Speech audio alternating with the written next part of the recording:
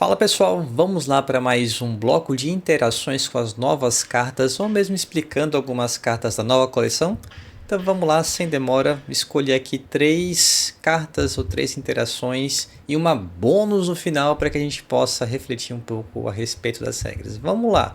Então a primeira delas seria com esse equipamento de Runeblade, né, que provavelmente essa jogada seria feita com Florian, mas nada impediria de fazer de repente até com uma Verdance, né? Também seria uma boa opção, na verdade. Então, qual seria? Então, Peconing Haunt sendo utilizado aqui para de repente pegar uma Channel The Millennium Tree. Mas a questão principal é essa forma que ele apresentou de pagamento de custo com essa action que até então a gente não tinha visto e por isso que eu trouxe aqui para vocês. Então, action traço qual que é o custo para poder pagar isso, além da destruição da própria carta, seria um X dentro de um negócio de recurso, isso acontecendo 2 vezes e um recurso. Então, afinal de contas, qual que é o custo disso, né? E aí, bom, se eu tenho uma aura que eu quero pegar que está no meu grave que custa 3, eu tenho que pagar quanto? Então vamos já para um exemplo prático para tentar explicar como é que isso funciona. Então, um recurso eu vou ter que sempre pagar, seja uma aura que custe 0, aquele um recurso vai estar presente, e se for uma aura nesse caso aqui, que você tem aqui de 3 de recurso, né, que ela custa ali. Então eu vou ter que pagar 3, que vai ser aquele primeiro X numa bolinha, e depois eu tenho que pagar 3 novamente, tá na bolinha, na segunda bolinha, e 1. Então veja como é pesado, né? Então para poder usar essa action para poder pegar essa channel, que é muito forte, eu vou ter que pagar 3, 3, 1. Vou ter que pagar 7. Beleza? Então seria essa a forma de apresentar. E se fosse custo 0, seria 0, 0, 1. Então mesmo de custo 0 vai me custar um recurso para eu conseguir colocá-la na mão caso ela esteja no grave. Beleza? Então essa foi a primeira. É mais uma forma de compreender qual é essa nova demonstração de pagamento de custo, tá? Que colocou-se aqui pela primeira vez. Segunda interação muito legal, que eu nunca tinha visto, inclusive essa utilização desse termo dentro de uma carta de Flesh and Blood, que seria a Become the Cup. Ele fala assim, as you play. Então não é um trigger, já é um efeito estático que acontece assim que você joga.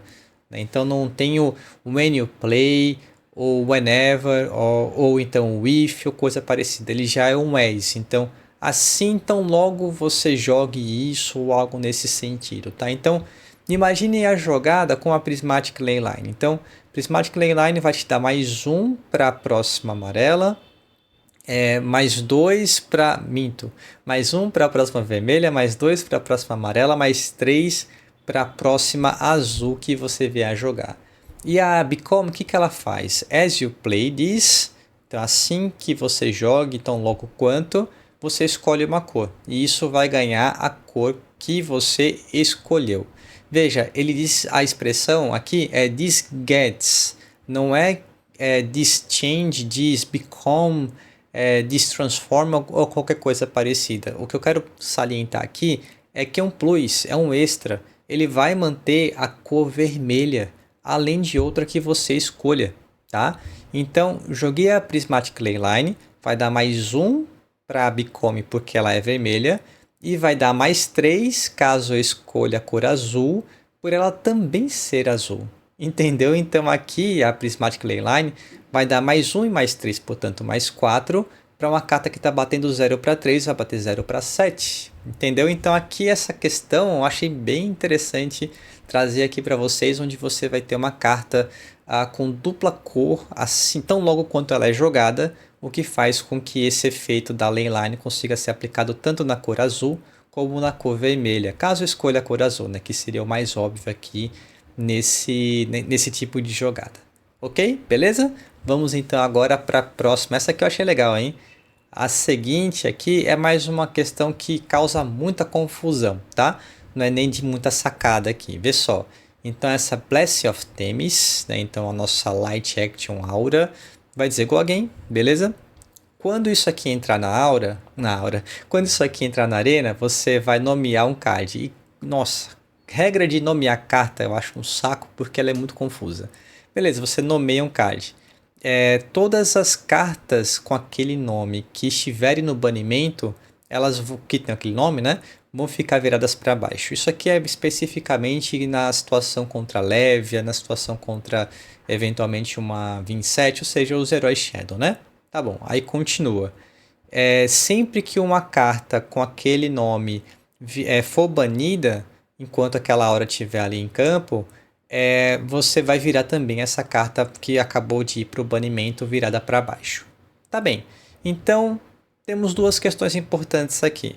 A primeira seria a situação com as cartas que são splits, ou quando você vai jogar Meld, alguma coisa assim. Ou seja, aquela Life, Everbloom Life, se eu não me engano, e a Shock Life, acho que tem essa também. Eu poderia com a Blessing of Themis escolher Life, de modo que eu conseguiria atingir tanto a Everbloom Life como também a Shock Life. Eu estou supondo que tem essas duas cartas, tá? Eu nunca sei quais são. E a resposta é sim.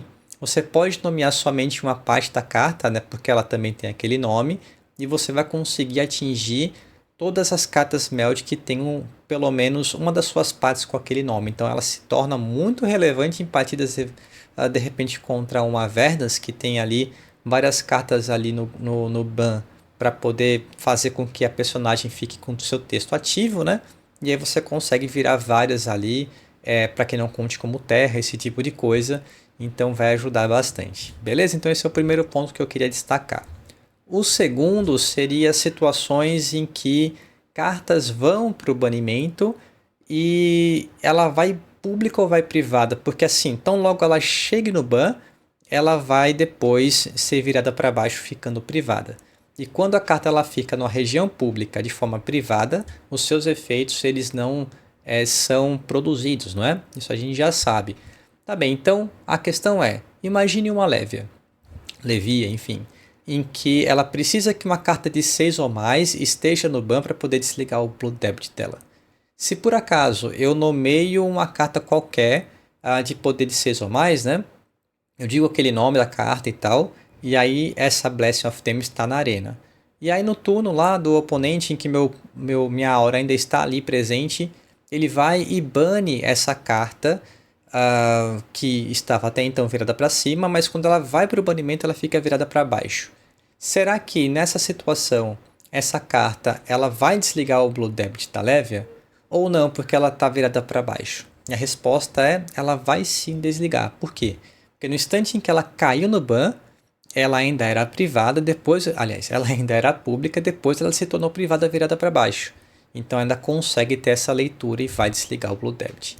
Situação essa, inclusive, parecida, como o meu amigo Thiago mencionou, com o próprio Bicho e Fim.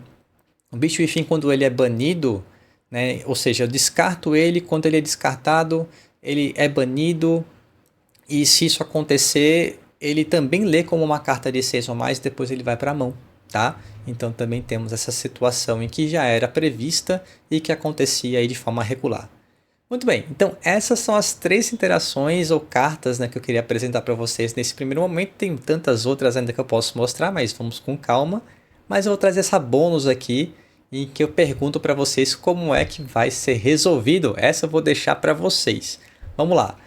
E eu quero que vocês coloquem aqui no comentário, hein? Vamos lá, então eu tenho esse equipamento, tantos outros, né? São 4 equipamentos que funcionam de maneira semelhante aqui para o Riptide, provavelmente, né? É um equipamento de Ranger, mas provavelmente vai ser o Riptide quem vai usar, que diz que ele é Cloaked, então você vai colocar ele virado para baixo, e aí temos o Trigger, né? Eles assim, enquanto isso estiver virado para baixo na sua região de equipamento, quando um ataque com Go Again te irritar, você destrói isso daqui, e você cria um Frailty Token, tanto para você como também para o seu oponente. Então, esse é o efeito aqui dessa Concealed Nerve Gas, tá bom? A questão toda é que ela é um equipamento com o subtipo de Trap, tá? Eu não tinha visto, acho que não tem realmente um equipamento que já vinha com essa expressão de ser Trap também, tá? Isso vai ser relevante com essa interação que vou mencionar. Pessoal, então imagine que eu tenha utilizado a Consider Nerve Gas, então ela foi depois para o cemitério, tá ali, quadradinha ali para o efeito que eu vou usar agora da Murkwater. A Murkwater diz o quê? Que eu vou pegar 3 traps, aliás, deixa eu ler aqui com calma. Quando isso irritar, né, então é um 2 para 6 na parte de baixo. Quando isso irritar, você pode banir para baixo 3 traps que estejam no seu cemitério. Se você fizer isso, você vai escolher uma dessas traps de forma aleatória e vai colocar no seu arsenal. Então veja, imagine que eu tenha 2 traps usuais do próprio Riptide e tenha também esse equipamento que também é uma trap, ela pode ser selecionada, tá? Tenho essas 3, e aí das 3 acabou de acontecer de ser esse equipamento a escolhida de forma aleatória para ir para o meu arsenal. Primeiro ponto, ela vai para o arsenal porque, veja, ela é um equipamento indo para o arsenal é meio estranho, né? Ela vai? Sim, ela vai. Essa parte não é a pergunta ainda, então aqui eu já trago essa questão aqui, ela vai ser colocada no arsenal. Eu posso utilizá-la como carta divina do arsenal para poder bloquear, para poder fazer alguma coisa? Não, ela está travando aqui o meu arsenal, porque veja, ela diz que que eu poderia utilizá-la se ela estivesse virada para baixo, ela está virada para baixo, mas na região do equipamento, aqui é a região do arsenal, então ela não vai poder ser utilizada. Beleza, então ela está lá. E aí, mais para frente, eu quero tirar aquele negócio dali porque está atrapalhando, eu fico sempre com um slot ali a menos do arsenal. O que vai acontecer? O meu oponente ele vai me atacar e eu vou usar Crown of Providence. De maneira que eu quero pegar o meu arsenal, que é justamente um equipamento, e colocar no meu deck e comprar uma outra carta. Eu posso fazer isso? Essa carta vai para o deck? Imagine ainda que não fosse a Crown of Providence, fosse aquela Trench que eu posso tirar a carta do arsenal e gerar um recurso e colocar a carta lá embaixo no final do deck. Como é que fica essa situação? A carta fica no final do deck? A jogada é legal? Não é legal? Quero agora que vocês façam as vezes aí do juiz e me expliquem como é que vai ficar essa situação. Pois bem, essas foram as 3 interações que eu trouxe aqui para vocês, mais essa bônus. E caso vocês gostem aqui do conteúdo, eu trago mais 3 e assim por diante, até a gente conseguir passar por todas essas situações aqui mais complexas dessa nova coleção. Gostou do vídeo? Curte, se inscreve e até a próxima. Tchau!